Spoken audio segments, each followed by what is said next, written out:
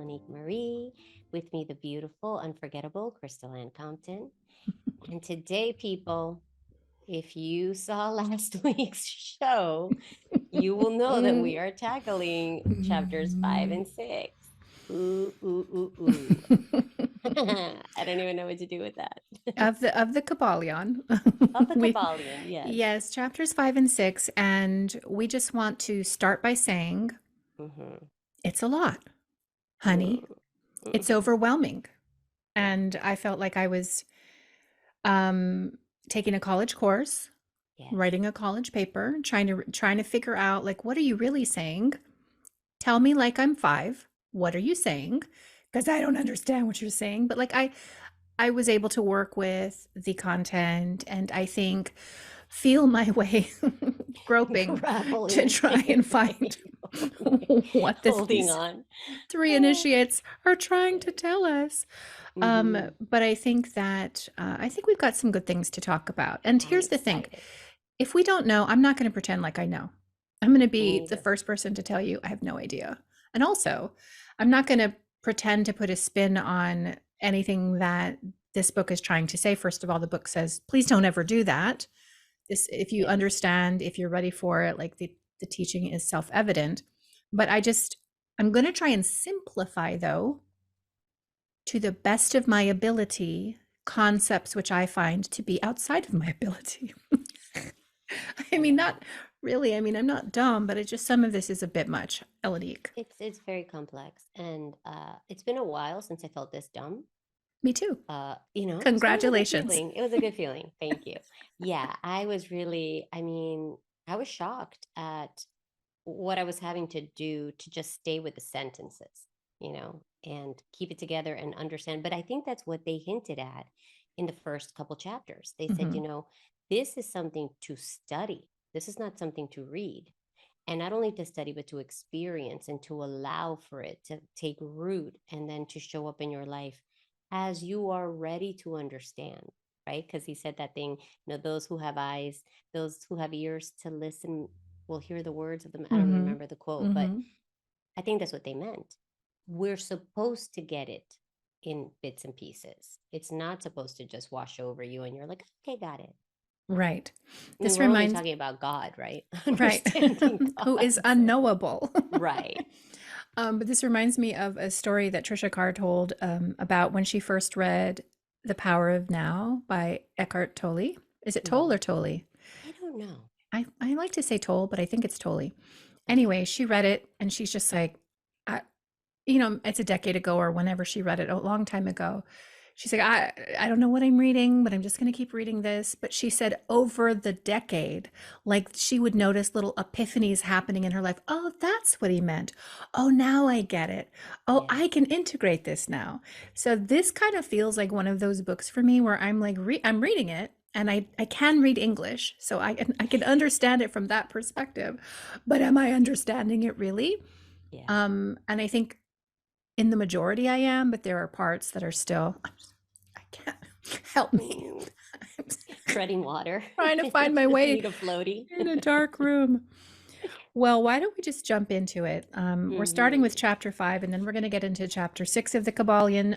Chapter 5 is entitled The Mental Universe. And the Hmm. quote that accompanies this chapter is short and sweet. It is, "The universe is mental, held in the mind of all." And to me, to give my simple take at the beginning, this chapter was a complement to the last chapter in which we Hmm. discussed the all, the living mind, the substantial reality, God and spirit. And now we're going to get into the creation of God, which is the universe, which is all of the created reality in which we all exist and must exist according to the laws of this creation. God, the all that is, stands outside of these laws. He's not constrained. He's not a he. It's not Right. constrained by these laws. But in this chapter, we're kind of going to learn about what the difference is between the all, the living mind, and the all's creation, which we exist in. And I think these clever little initiates are setting us up to learn how to manipulate reality, this reality that we're living in with these principles and concepts. Is that about right for you? I agree fully. Okay, good. Yes. All right, so here are some of my takeaways, okay? Okay. The first is the difference between the universe and the all from page 41. Hmm. What is the universe? We have seen that there can be nothing outside of the all. Then is the universe, you talked about this in last episode. Let's go over it again though, okay? Because Okay, I no, think let's do I think it. it bears repeating. Then is the universe the all? No, this cannot be, because the universe seems to be made up of many and is constantly changing, and the all is immutable, as we know. Hmm. If the universe exists at all, or seems to exist, it must proceed in some way from the all. It must be a creation of the all. But as something can never come from nothing, from what could the all have created it? Some philosophers have answered this question by saying that the all created the universe from itself, that is, from the being and substance of the all, but this will not do, for the all cannot be subtracted from, nor divided. Why Hmm. don't you carry us on? Because you were illuminating this for us last week. So they go on to say, as we have seen, and then again, if this be so, would not each particle in the universe be aware of its being the all? So this was very Mm, interesting because they're yes. saying this whole idea that we struggle with, right? So like if the all created the universe from itself, then the universe is made from the all. And if it's made from the all, then wouldn't the all know that it's the all? Which is the question that a lot of times people say, oh, well, we chose to forget, or we were having a dream. And they're like, no, the all could not lose its knowledge of itself, nor actually become an atom or blind force or lowly living thing. It's saying it just can't, because it's the all. Some men indeed realize that the all is indeed all, and also recognizing that they, the men, existed, have jumped to the conclusion that they and the all were identical. And they have filled the air with shouts of, I am God, to the amusement of the multitude and the sorrow of sages. I love this line. The claim of the corpuscle,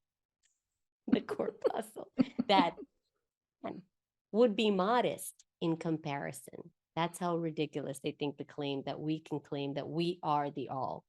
But what indeed is the universe, if it be not the all, not yet created by the all, having separated itself into fragments? What else can it be? Of what else can it be made? This is the great question, and let's examine it carefully. And this is where they begin with the concept, the principle of correspondence. So I think up till now, they're just making a logical case for why the way we have tried to explain the relationship between the all and us is doesn't make sense to them. Okay. So then they start with the principle of correspondence and the old Hermetic axiom, as above, so below, may be pressed into service. Let's endeavor to get a glimpse of the workings on higher planes by examining those on our own. So we're going to utilize ourselves to reverse engineer back into what is the all. The principle of correspondence must apply to this as well as to other problems. Let's see. On his own plane of being, how does man create? Well, first, he may create by making something out of outside materials. But this will not do, for there are no materials outside of the all with which he may create. So that's number one. So it's not that. Well, then, secondly, man procreates or reproduces his kind by the process of begetting, which is self multiplication, accomplished by transferring a portion of his substance to his offspring. But this will not do, because the all cannot transfer or subtract a portion of itself, nor can it reproduce or multiply itself. In the first place, there would be a taking away, which would cease to make it the all. And in the second case, a multiplication or an addition to the all are both absurd, right? So I can't make it bigger or smaller because it's the all. Is there no third way in which man creates? Yes, there is. He creates mentally. And in so doing, he uses no outside materials, nor does he reproduce himself. And yet, his spirit pervades the mental creation. So the secret, now this is why we live in a mental universe, why the all is all mind. Because in the same way as we create from mind, mind creates from mind by thinking. In other words, the all uses mind to create as we do. And all of those creations exist in the mind of the all, thereby not adding or subtracting anything, making it bigger or smaller. So they say, following the principle of correspondence, we are justified in considering that the all creates the universe mentally, in a manner akin to the process whereby man creates mental images. And here is where the report of reason, which they're saying we have to use our reason, tallies precisely with the report of the illumined, so the sages of all time, as shown by their teachings and writings. Such are the teachings of the wise men. Such was the teaching of Hermes. The all can create in no other way except mentally, without either using material, and there is none to use, or else reproducing itself, which is also impossible. There is no escape from the conclusion of the reason, which, as we have said, agrees with the highest teachings of the illumined. You, just as you, student, may create a universe of your own in your mentality, so does the all create universes in its own mentality. And that's how they build the case, which is amazing. It's a compelling case. It is. I was like, wow. Well, and it's mirrored through many philosophies. This idea that in order for something to be created in the physical, it must first be created in the energy, and indeed, it must first be imagined. Nothing has ever been created in our reality that wasn't first thought of and or imagined. And Exactly. so this is this correspondence that they're speaking of. Well, we can extract from that that it must be the same, or it's probably the same with our Father in heaven. First, he imagined me into being. Yes. First he thought about me. You know, there's a Mm-hmm. beautiful scripture in Jeremiah. See, I know the plans that I have made for you, plans for a future and a hope. And I believe that God thought about me, thought about my life, thought about my existence, and then it was. And in John 1:1, it says, in the beginning was the Word, and the Word was with God, and the Word was God. And I feel like this might correlate in some way to the act of creation, because when you think of the word or logos, that is the action. It is the speaking forth, truly, but it is Mm-hmm. also the action, the movement of God. And God is the movement, God is the creation, but God is the creator. Both of these are with each other all the time. I Yes? agree. Absolutely. I mean, vibration is the is the vehicle for physical reality. Yes. That's how, so sound Mhm. or the words or even the thoughts. I mean, I guess the thoughts of God emit a True. vibration, right? So um but I think what was beautiful after they make this point about how God is also creating in his mind, they said, however, your universe, meaning our universe, is a mental creation of the finite Mhm. mind, whereas that of the all is the creation of an infinite mind. Right. So upon creation, the universe was created. Then comes the laws of this universe. Like, in order to be created, continue to change, continue to evolve, and all the things that we're doing in our Mm-hmm. finite little lives and minds, we have to obey these particular laws that we ultimately get into. And so they make such a beautiful, and I'm trying to remember where it is. They're Mm-hmm. talking about, um, I think it's relative truth and absolute truth. Is that what it is? They say Yes, absolute the truth and two are relative. similar in kind, but infinitely different in degree, which again is that idea that we've been studying. The universe and all it contains is a mental creation of the all. Verily, indeed, all is mind. But our universe Hmm. is so that in this beautiful, they say the all creates in its infinite mind countless universes, which Hmm. testifies to everything we're Multiverse. seeing Hmm. with quantum physics. Yep. They've already proved there's 8 dimensions. This is mathematically proven. This is Hmm. not like wishful thinking, which exists for eons of time what we create. No, the infinite mind. And yet, to the all, the creation, development, decline, and death of a million universes is as the time of the twinkling of an eye. Isn't that we always, in the Mhm. Bible, Yep. they say, what is that quote? Do you I don't know remember? what the quote is exactly, but yes, Yeah, but one of those, that it's but the twinkling of an eye for God, or a year in the something. life is, yeah, something like that.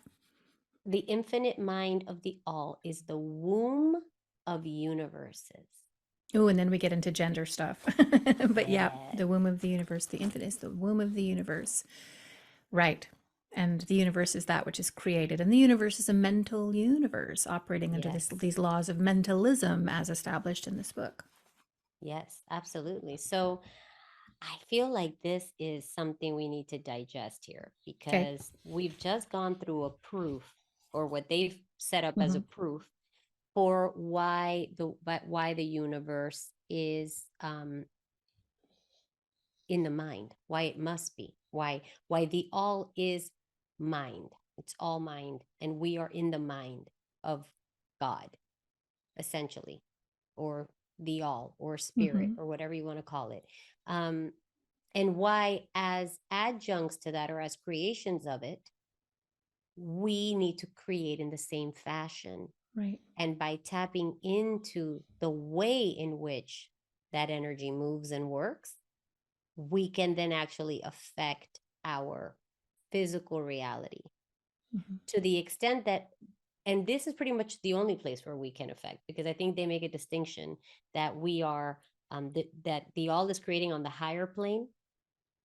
And if we, and remember we talked about that if you align with that, then you're able to have dominion here in this Mm-hmm. plane, because now you're going with the flow of the river, with the flow of the all, and its desire to create, and now you're co-creating, as opposed to what most of us are doing, which is creating what we want to create without checking in at all about whether the mind in which we're held wants to have it turn out that way. Keep talking. It's so good. I'm just I gonna don't know. I'm just gonna no, it's No, perfect. no, no. No, it's perfect. I really don't know. I think it's just Well, it's a beautiful, it helps us to understand how powerful we truly are, which is a truth that the Hermetists understood, although they weren't arrogant about it. But exactly. the fact that we are made in the image of our Father, which is God, which is the all. We came into this life with all the built in apparatus suitable to this life, 3D reality, that would allow us to exist in the image of our Father. So to be made in the likeness of is not just a physical thing. Oh, I look like my dad. No, it is, I have the genes of I have the DNA. I have the impulses. I have the intellect. I have all of the gifts and talents of the one that made me. I was made in the Father's image. And so, if we take the model that they're spelling out here, which is how the all created all of its own mental universes, in which we live in just one, Mm-hmm. that I Or know maybe of, two or correct, three. maybe a Yes. few more. If we take that model, though, we can apply it to this human life. Again, we have the apparatus, which is configured specifically for this dimensional reality, okay, shifted Yes. and formatted for our TVs so that we could Yes. take this innate all these innate resources and abilities and create our own mental universes, create our own outpictured realities, Mm-hmm. starting with the imagination and using these particular principles as we go on. But that's the whole model for it. So it really does Yes. unlock the potential of the human being. What is possible for this life? Like, you are the creator of your life. Going back to Neville Goddard, everything is just you pushed out, honey. This is the universe that you're making in your mind, right? And so become conscious to what you're thinking about, become conscious to what you're dreaming about. What is your vision for your life? Where the people perish for a lack of a vision. So getting intentional about all of this so as to impress upon this universe and create what you want. Like, that's what it opens up to me, because that's, if that's how God did it, then that's how I can do it too, but just in this particular reality. Yes. And the concept that, I don't know why, I just found it such a beautiful image that I exist in the mind of God. God is creating me every day. with his desire. Yeah. I only exist because God wants me to be. It's such So a beautiful feeling. I mean, I just feels like, wow. And that as a creation in the mind of God, as I exist in the mind, I can use my mind to dialogue with him and create whatever I want, which is what we've been taught with the law of attraction. But now understanding where our place is in this big reality as a subject of God's dreaming or God's creating, and then coming into alignment with that. It's just such a beautiful like invitation to think about it that way. I just love it. I love the idea that God is creating me every day. can you compare and contrast that to A Course in Miracles and what it teaches about how we're existing now in the illusion?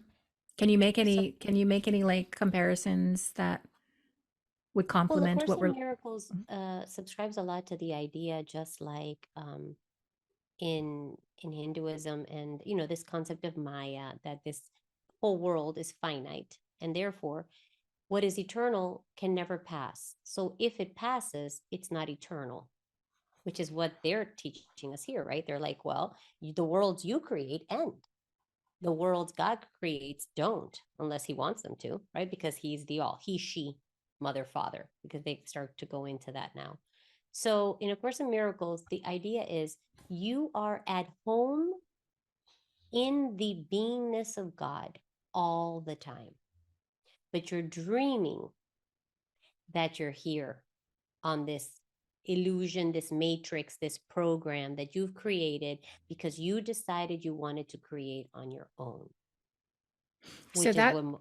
so that takes away the intentionality of God to have created and puts that responsibility on us. We created this.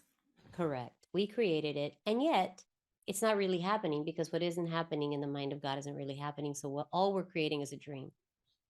We're just dreaming that we're creating. We can't really create without God, because how can you be separate from your source? How would you ever really be separate from your source? What is the Hindu deity that is supposed to be dreaming us into existence as he's like laying by the river? Is it Is Brahma it or I is don't it know. Is Krishna? it Is it Shiva? Krishna? I don't Okay. know. Yeah. But I mean it all kind of makes sense when you put it all Right. But we're together. dreaming.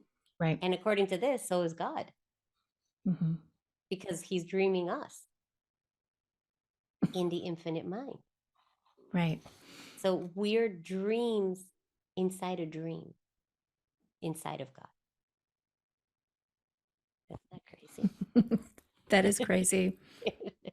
And You it think is of beautiful. Inception, Yeah, this, absolutely. And we're in and deep. that as you look at anything big or small, what I always was fascinated when I was a little kid, when we started doing chemistry, I think it was like eighth grade, when we started to look at the cells and everything, in biology and chemistry, and then I studied astronomy in college, and the pictures of outer space and the pictures of the inside of the body looked almost identical.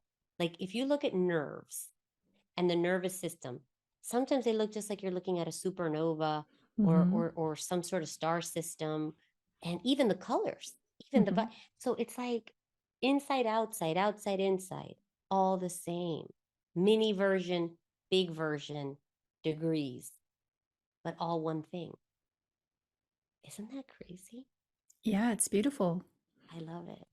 And you can see it even in our fruit. An avocado looks like a woman's womb. I mean, like in absolutely Yes. everything, when you can start looking at the patterns to absolutely everything and how it corresponds to you and how it Yeah. corresponds to the other systems.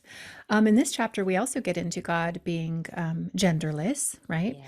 Love But it. that God in the creation, the active creation, the speaking of the word, if you will, does use the principle of gender when creating, page 45. The all is one.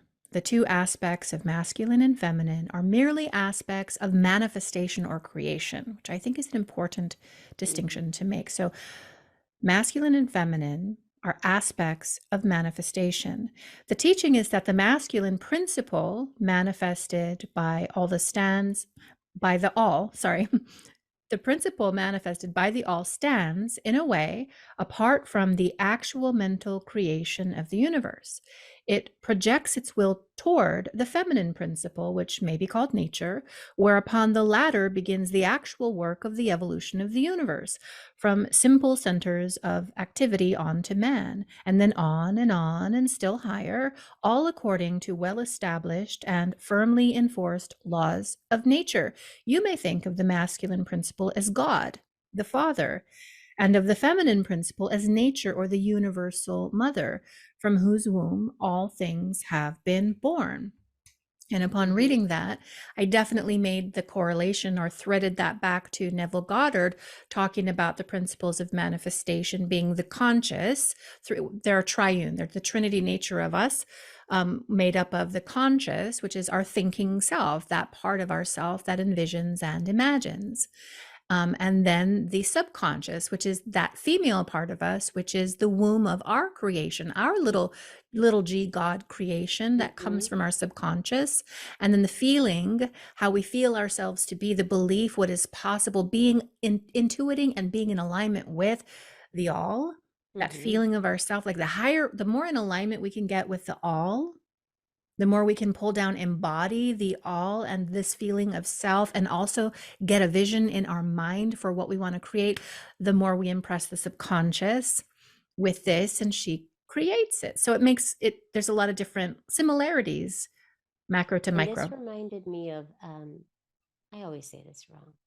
Vedanta, this the path of non-duality, right? And this idea, they utilize in the book the idea of yin and yang, that in the dark is the light and the light is the dark, which again reminded me of Star Wars.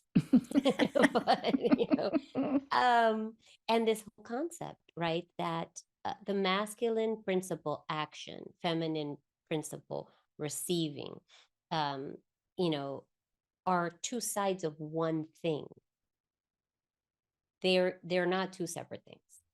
Right. They're both necessary and active in their own way, because even receiving is an act. Even to be receptive is acting in a receptive capacity, right? So I just thought that was so beautiful that again this utilized this idea of oneness, yet each one is distinct. And in human design, a lot of times we talk about that and we say, okay, when is it the right time to act, and when is it the right time to wait? And the reason I think so many of us commit so many mistakes in life is because we don't wait for the right time to act. We think we have to be acting all the time. We live in a world that encourages us to be taking constant action. Otherwise, you're viewed as lazy or not motivated, or, like you don't know what you want, or you don't have a vision. But sometimes you have to be in the receiving mode and wait. And then you'll know what to create and it will be in alignment.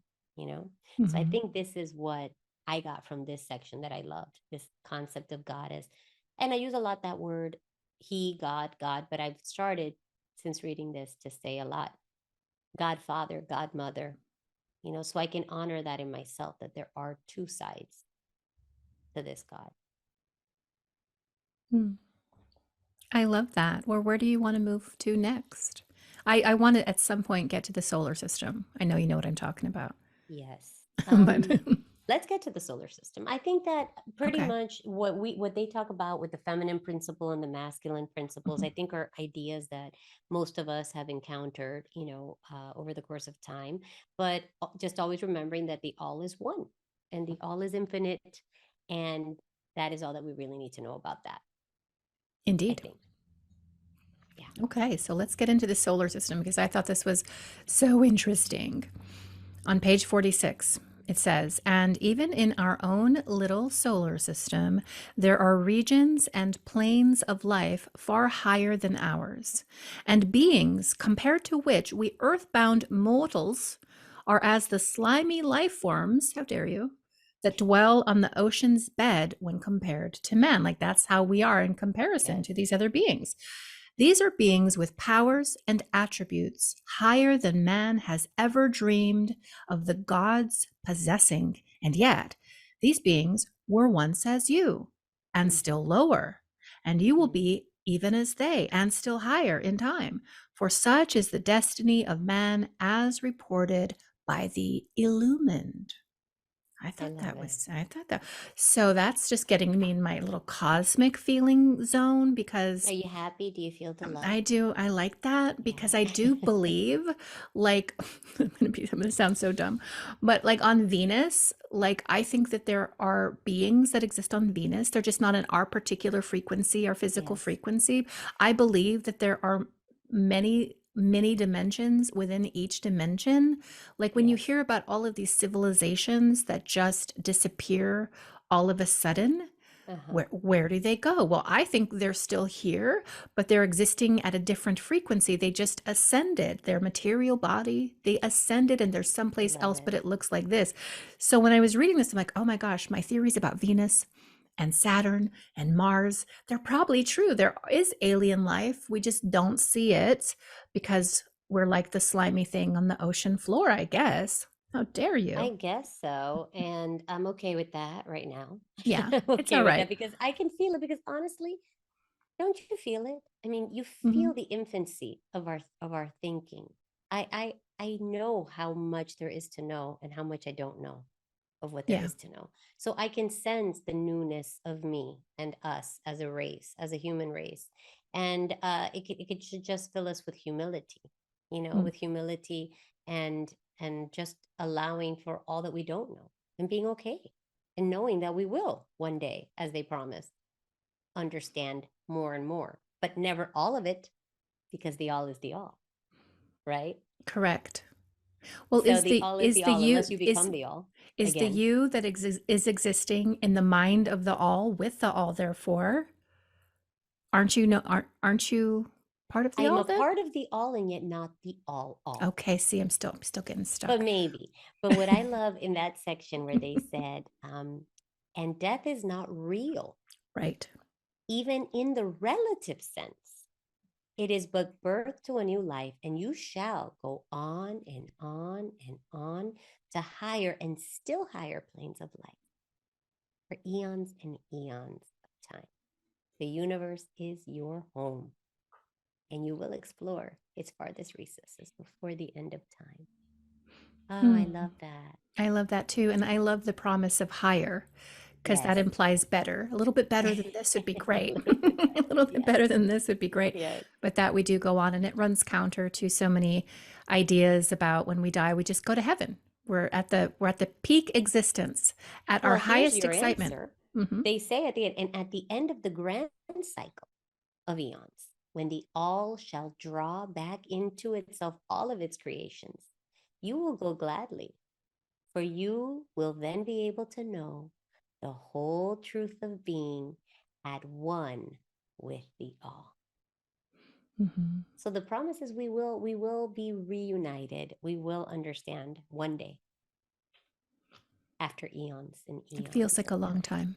Yeah. I mean, it already feels like a long time, and we're just at the beginning. I know. I know.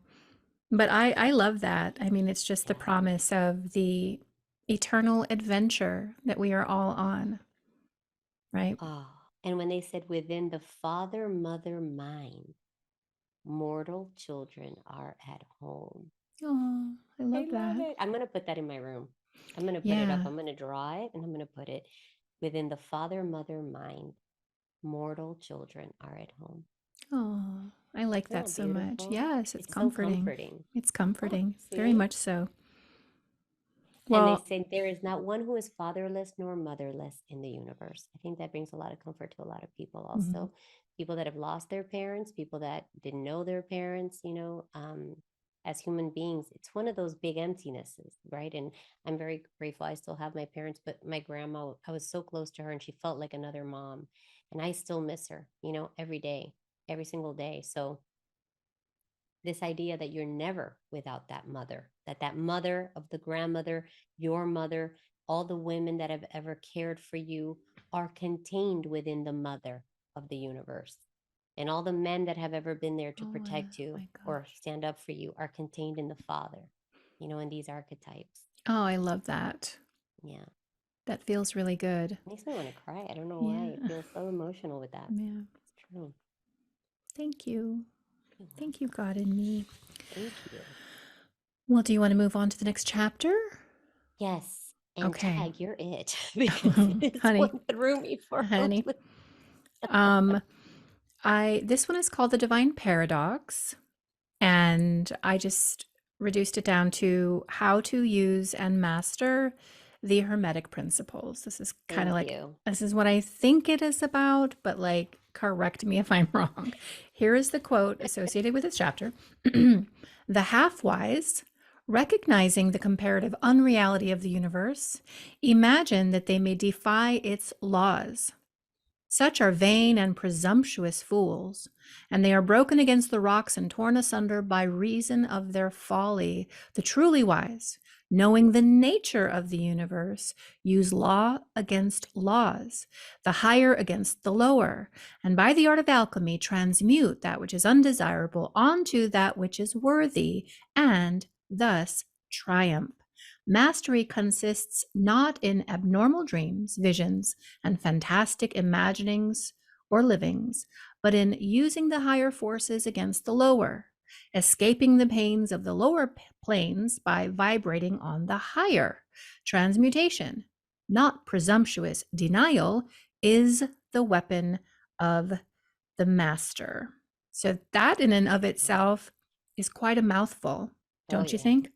Especially all the other ones have been so short. And now here, this Mm-hmm. paragraph Mm-hmm. of information. So that's significant.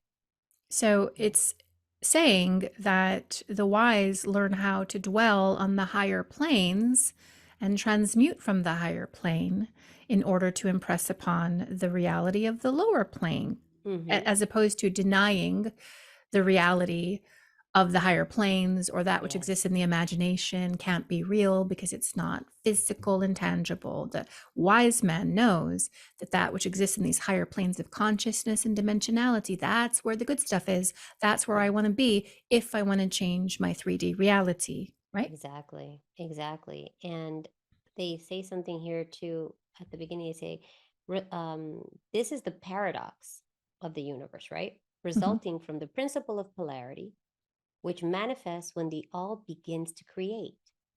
Hearken to it for it points the difference between half wisdom and wisdom. And this is what we're talking about, right? This half Mm-hmm. wisdom with which we operate in the world and convince ourselves that we have complete wisdom, and that it's where the arrogance comes from, Mm-hmm. because you don't have all the information, right? While to the infinite all, the universe, its laws, its powers, its life, its phenomena are as things witnessed in the state of meditation or dream. Yet, to all that is finite, the universe must be treated as real, and life and action and thought must be based thereupon.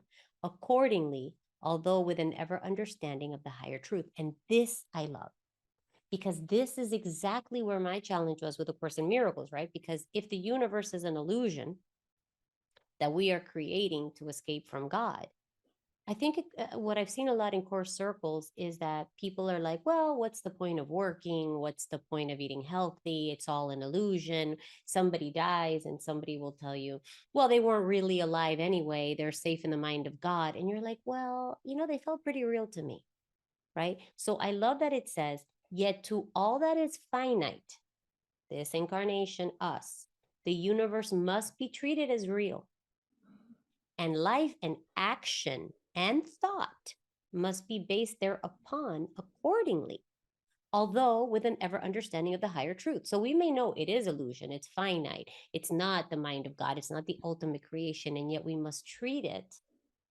for our Mm-hmm. intents and purposes as very real, because we need to eat, you need shelter, you need money to pay the bills. So you can't pretend like those things aren't happening, because at this level of reality, they are. Right. And I think this is that very is important. that is the paradox. It says, remember ever the two poles of truth, the absolute and the relative. Absolute truth has been defined as things as the mind of God knows them, while relative truth is things as the highest reason of man understands them, which I think is Exactly. I so love that. cool.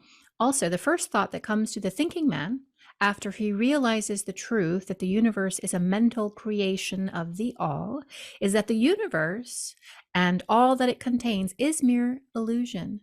and unreality. But this point must be considered both from the absolute and the relative points of view. From the absolute viewpoint, of course, the universe is the nature of an illusion, a dream, a phantasmagoria, as compared to the all itself. But the absolute views show merely one side of the picture. The other side is the relative one. To the finite mind, forming a part of that universe and viewing it through mental faculties, which are finite, the universe is very real indeed and must so be considered, just as you said. And in considering the absolute view, we must not discount the relative view. And so my takeaway from this is that the work of the master, the adept, is to be competent within both realities, because they are indeed present in both realities, the higher planes and the Mm-hmm. lower, living with this awareness. Absolute truth of the universe. The universe is mental. It was created in the mind of God. It's akin to the dream that is dreamt by God.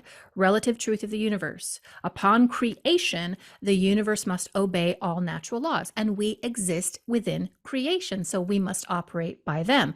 And so it is about seeking a balance. We exist in the relative universe, but are aware of the absolute universe and how it is created. Through correspondence, we use the higher laws of creation within the chamber of the relative or natural universe, transmuting, like alchemy, through the application of the mental forces. So it is about, this is the way of the mastery to me, is understanding I am not of it, but I am in it. I am within the mind of God, but I am also here in this universe. I am in both places at all times, or this time and Mm-hmm. all time. And it is about mastering how to be in both places and really pointing your consciousness, keeping your consciousness truly on the pole or the polarity of the higher dimensional reality. I am in the mind of Absolutely. God. I am aware of this illusion, but I also understand I must be competent within the illusion. And so I'm going to use my mental forces with this higher knowledge to make the changes in 3D reality, right? Absolutely. I Okay. thought about it when I was reading that. I remember the Zen proverb that's like, before enlightenment, chop wood, carry water. After enlightenment, chop wood, carry water. Right. Right. So you're awake to the fact that you are both. And because you're awake, you can utilize the power and the creativity, the creative power of higher level reality to influence universal reality where we are with all its limitations, but yet knowing that you are here. So don't jump off a building, Right. okay? Because people are crazy. They're like, well, if it's all the power of my mind, yeah. I mean, we have seen, like you said, Jesus turn water into wine and calm the ocean, or the lake, the Sea of Galilee, and even Moses with the parting of the Mm-hmm. Red Sea, so all these things we have seen not only in Christian traditions, but in all the traditions of the world. You have adepts or masters, right? You have the monks that levitate, but that is very few and far between, and also they don't do it to show off. Right? It's actually they use it very sparingly and when only truly necessary to create some greater good that is truly necessary. So I think that it's about just staying grounded and balanced and in that polarity of masculine, feminine. Because you see how it's always everything is these polarities. It's these two sides that we're constantly, the mind of God, the mind of man, good and bad, masculine, feminine, action and action, light, dark. It's always this balancing act. And I think about that a lot when I think about what is right action and what is kindness. And like, I think to myself, like, if I was, I think sometimes about World War II and how there was so little bit of food and people had to share the food and there wasn't enough, and people would die. And I would think to myself, what would I have done if I was there? Would I have survived? Because would I have given away my food? Because I would have felt like that was the good thing and the kind thing to do? Or would I have eaten the food and not shared the food because I wanted to survive? And I think these ethical questions of where are our boundaries? What is our responsibility? How far do we need to go? These are intrinsic to this work that we're doing, the work of figuring out how to be a human, although the human is only existing in the mind of God, right? Yes, but the human is also existing in the creation of God. Exactly. So, yeah. Exactly. So it's complicated. What is the scripture? We are aliens. We are not of this world. We are in it, but we are not of it. Is Yes. also speaking to this That's a particular good one, paradox. Crystal. Yeah, yeah. I didn't think about that one, but you're right. Hmm. And now seems so much more telling than I have ever considered it Right. to be, if Well, this is true. in my groping, I decided to go up on the internet to try and get somebody, like sometimes people will make blogs about different Hmm. things, and I was hoping somebody had made a blog about this particular chapter because it was really, really meaty. I ended up on Reddit, and I Oh, ended up copying something that somebody wrote because somebody else was having a hard time with this particular chapter, and the okay. way this person explained it was just perfect to me. And so I thought I would share it, and I would actually tell you who this was, but they deleted their account. This is from 3 years ago, but the Oh, truth of it is eternal. So let me okay. share this with you. This person writes, a good real life example with conscious manifestation would be a bill that you need to pay on time. Now, it's a possibility that you develop or engender the understanding necessary to get your bill paid without lifting a finger, that you use higher laws to mitigate lower ones through whatever methods or means, and then the situation is dealt with. Yes, that's a possibility. However, assuming that your recognition of this possibility, that it could be solved, is the same as certainty in the outcome, it will be solved, is a false equivalency. So, using common sense with this plays out in a few ways. Number one, you know you're not especially skilled, so you attempt techniques directed at getting your bill paid without money directly from you, but you accept that this may not work. Two, you know you're not especially skilled, so you practice techniques with the aim of increasing aptitude so you can fare better in future situations. You've resolved to pay the immediate bill on your own. And three, you are demonstrably skilled due to previous practice and attainment, so you use your abilities to easily take care of the bill. If it doesn't work, you don't argue or fall apart. You simply record the experience and take note of what could be improved for the next time. The novice or the fool does not show respect for relative truth, which is, I got to pay this bill, mistaking Right. option for outcome. Since this is a dream, the bill should just go away. Mm. The realist or the non magician does not show respect for higher truth. Of course, your bill won't just go away. The Right. adept or the master seeks the balance. Because this is the dream of the all, and I am evolving towards the all, it is possible to subvert the bill. It is possible.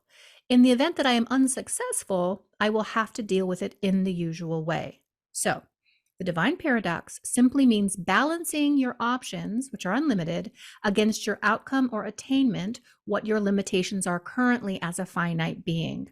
Mastery, or the actual ability to subvert lower laws with higher ones, requires the application of the Hermetic principles as opposed to a cursory understanding.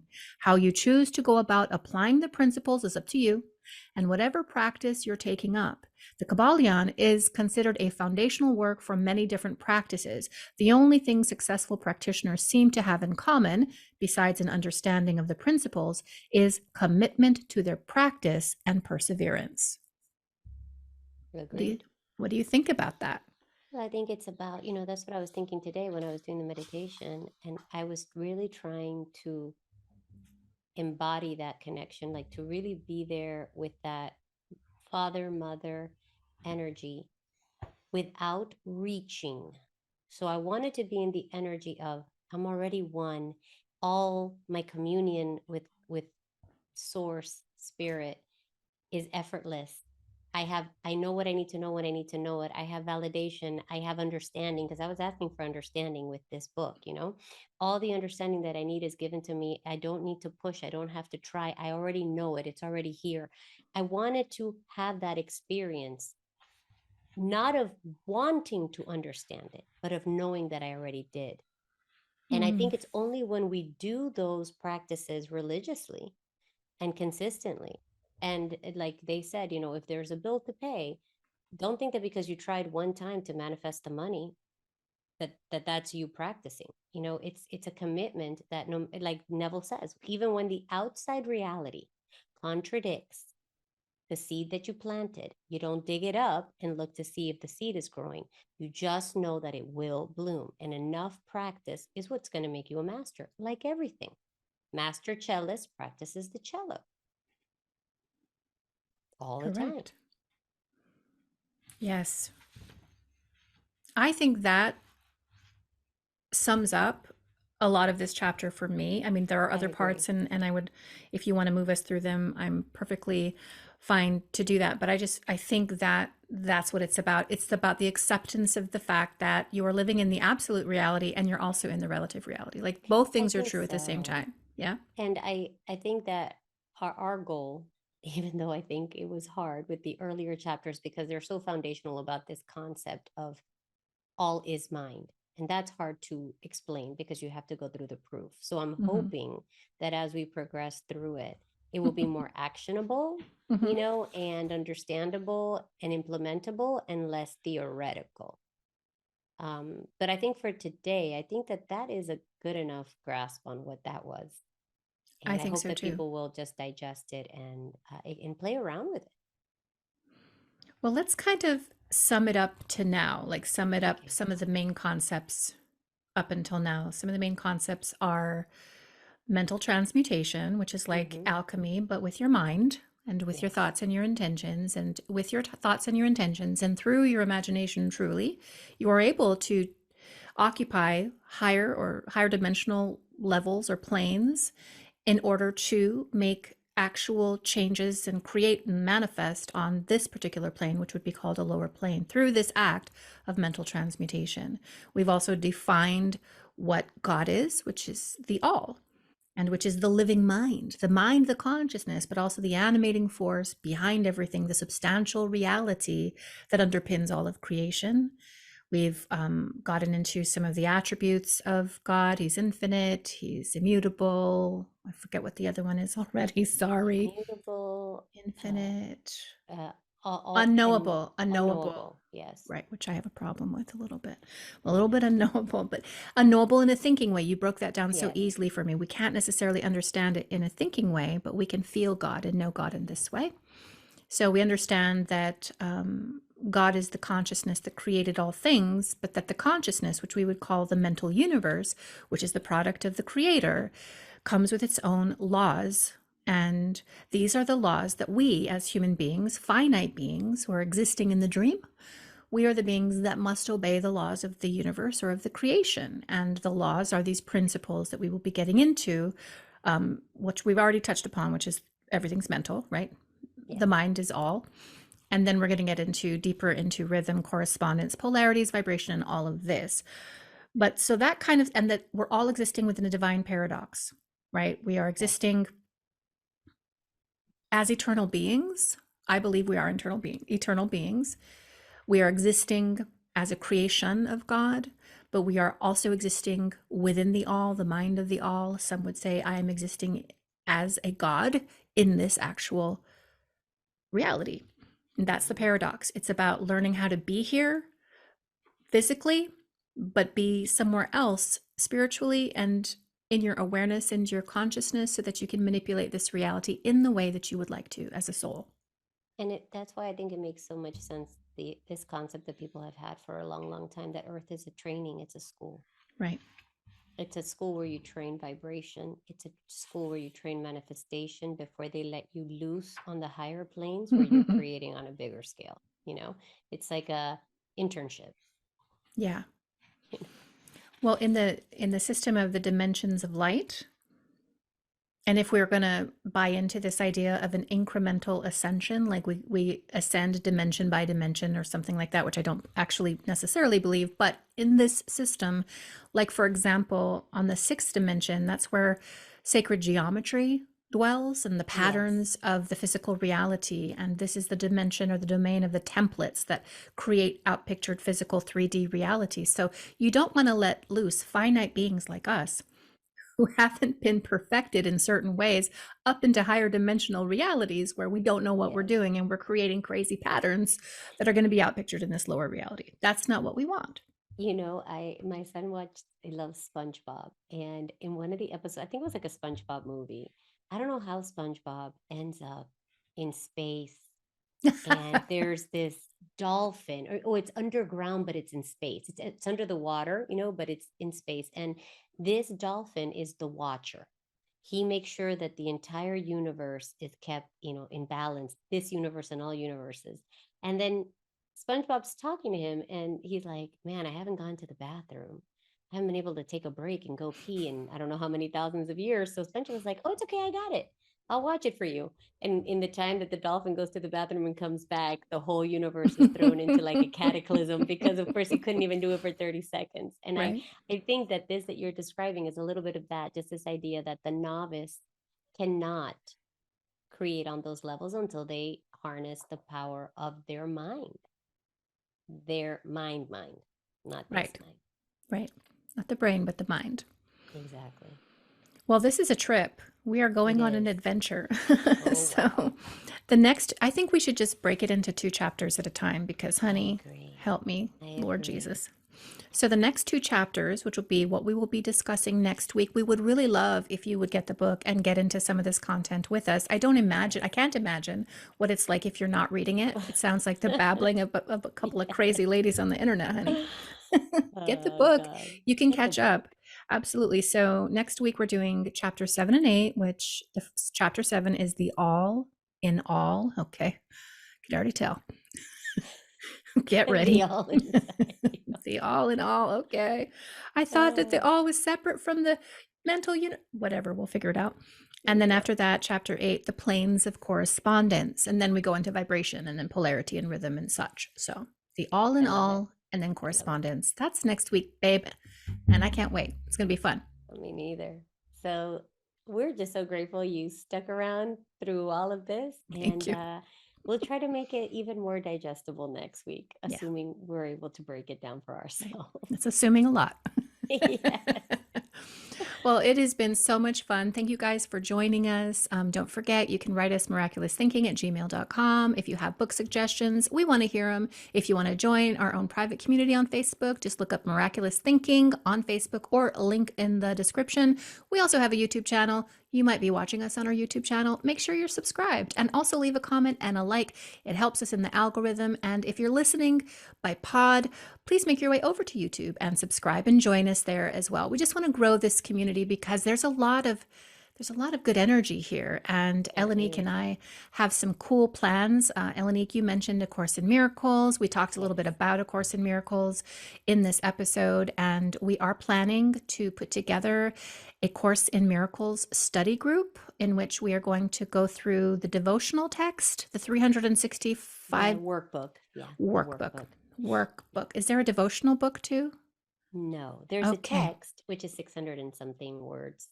And then Oh, there's a pages, I'm sorry, 600 and something, that's the thing I maybe have. more. I Yeah. think I have Well, that. in your big book, you Yeah. have all three. You have the Okay. text at the beginning, you have the workbook in the middle, and you have the manual for teachers and students at the end Okay. So we're going to be working in through the the workbook, workbook. which is just So, one lesson a day.